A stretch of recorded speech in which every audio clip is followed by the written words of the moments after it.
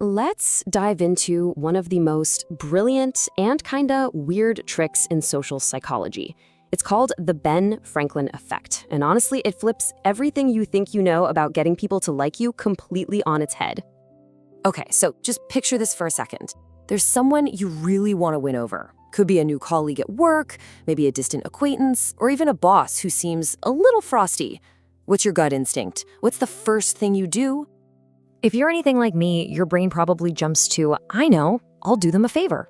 You offer to buy them a coffee, you help out with a project, you give them a nice compliment. Seems like the most obvious, logical way to build a little goodwill, right? So yeah, the common approach is to give a favor, but the Ben Franklin effect says, nope, do the opposite. You should ask them for a favor instead. I know, it feels totally backwards, doesn't it? Why would that possibly work? Well, get ready for a little twist. Because psychology, backed up by a fantastic story from history, suggests our natural instinct isn't just a little off, it might be completely and totally backwards. To really get why this works, we have to go all the way back to the 1700s. See, Benjamin Franklin didn't just stumble on this idea by accident, he used it to solve a pretty serious political problem he was having. So Franklin was a legislator, and he had this opponent. And we're not talking about a friendly rivalry here. This guy actively disliked Franklin and was using all his influence to sabotage his career. A direct fight would have just gotten messy. So instead of going head-to-head, Franklin did something incredibly clever. He didn't try to shower the guy with gifts or flattery. Instead, he found out that his rival owned something very specific, a rare and curious book. And his request? Oh, it was a masterclass in social strategy. He just wrote a simple, polite note. It showed he respected his rival's collection, and this is the crucial part, it was a super small ask. He wasn't asking for money or a huge commitment, just to borrow an interesting book for a bet. While the rival was probably a little surprised, but also flattered that someone like Franklin valued his library. So he sent the book over right away. Franklin, for his part, played it perfectly. He returned it just a week later with a really sincere thank you note. Simple, respectful, done. And the result was, well, it was amazing. The very next time they saw each other, the whole vibe had changed. The rival actually came up to Franklin and started a friendly conversation. And that one little interaction, it paved the way for a genuine, lifelong friendship. That is the million-dollar question, isn't it? It seems almost like magic. I mean, how on earth could borrowing a single book turn a political enemy into a good friend?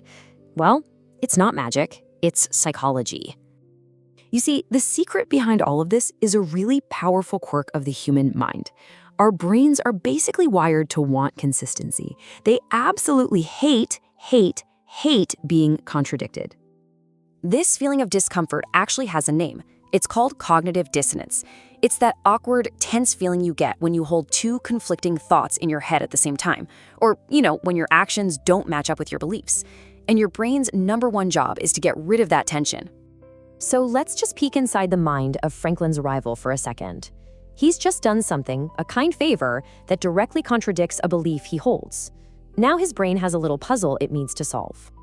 Okay, so here's the internal conflict going on in his head. First, you've got the belief, I do not like Benjamin Franklin. But then you have the action. I just did him a really nice favor. This creates a mental clash, a question. Wait, why would I do something nice for a guy I dislike? Now, the brain can't change the action, that already happened. So it takes the path of least resistance, it changes the belief. And the new belief becomes, you know what, I must actually like him after all. And here's the most important part. This is not a conscious, logical choice. It is a subconscious rewiring just to make things feel consistent again. The rival didn't decide to like Franklin. His brain essentially convinced him that he already did. Okay, so we've got the cool story, we've got the science behind it, so how can we actually use this in our own lives? Well, this brings us to the practical playbook. Now, the key here is all about subtlety and scale. You're not asking for $100 or for them to help you move. The sweet spot is a tiny, non-threatening favor that makes the other person feel useful or smart or generous. It lets them feel good about helping you. So what does that look like? Well, here are some perfect low-stakes examples. Just asking to borrow a pen is a classic. Asking for their opinion on a book shows you respect their intellect. Asking for a quick tip in Excel, well, that acknowledges their skill. Each one is just a tiny little investment on their part, but it's enough to trigger that cognitive dissonance and make their brain justify it by feeling warmer towards you. It all comes down to this. When you let someone help you, you are subtly convincing their subconscious mind that you are worth helping, and therefore, you must be worth liking. Their brain just fills in the blanks to justify their own kind action. So as we wrap this up, the real question isn't just about understanding this cool psychological trick.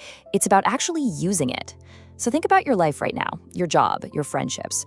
Who's that one person you'd like to build a better connection with? And what's the tiny, simple favor you're going to ask them this week?